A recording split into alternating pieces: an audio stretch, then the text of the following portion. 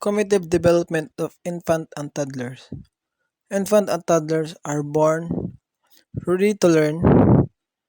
They learn through listening to language, trying out sound, testing foods, and exploring their environment in countless ways every day, according to Kyle Learning Outcomes. Gibran trace the cognitive development of infant and toddlers.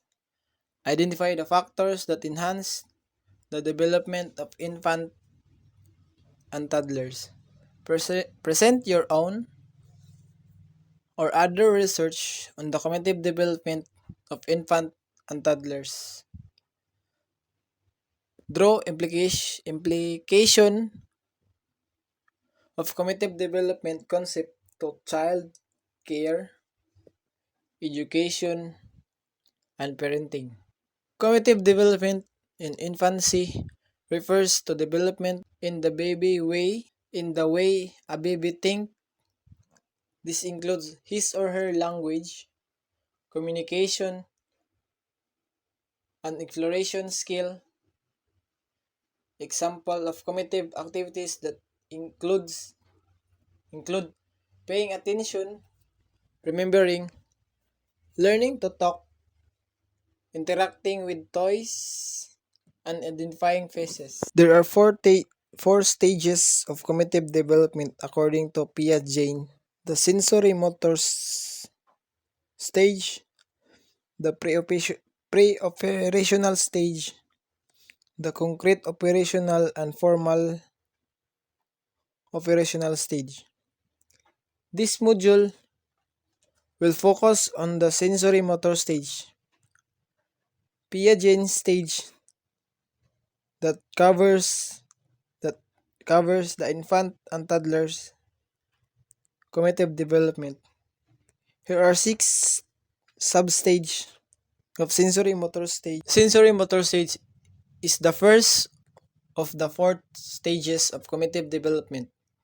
In this stage, infant construct an understanding of the world by coordinate by coordinating sensory experiences such as seeing and hearing with a physical motoric action. Infant gain knowledge of the world from the physical actions they perform on it. An infant process from a reflexive instructional actions at birth to the beginning of symbolic thought towards the end of the stage. Stage 2.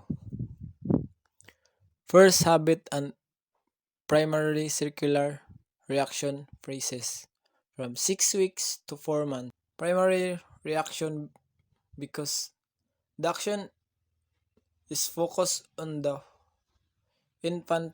infant's body. Circular reaction because it is a repetition of an action that intentionally occurred by change. As an example of this type of reaction, infant might repeat the motion of passing their hand before their face. Also at this phrase, stage 3, secondary circular reaction, 4 to 8 months. In this stage, the infant became more object-oriented, moving beyond self-preoccupational repeat action that brings interesting or pleasurable result.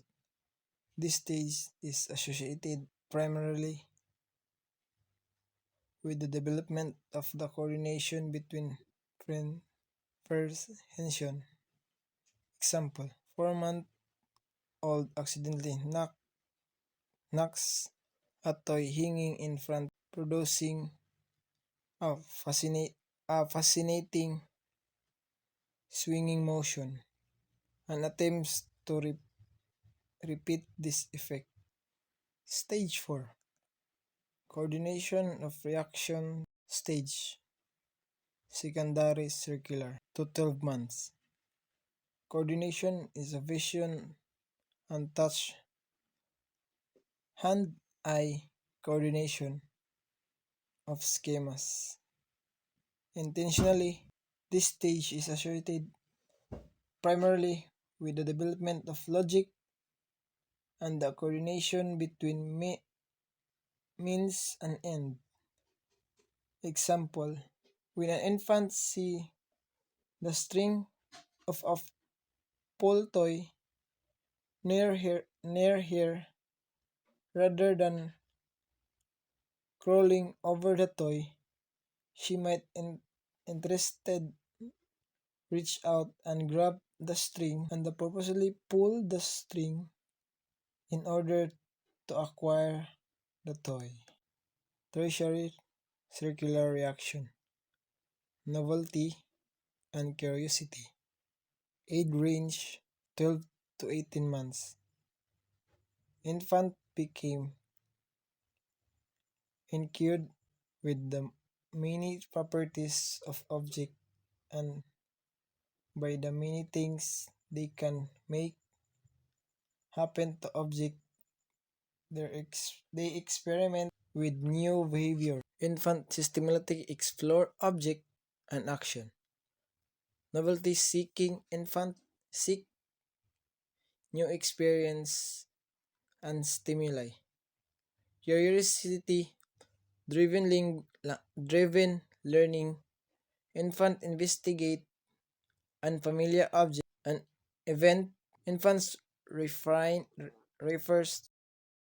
Stage 6.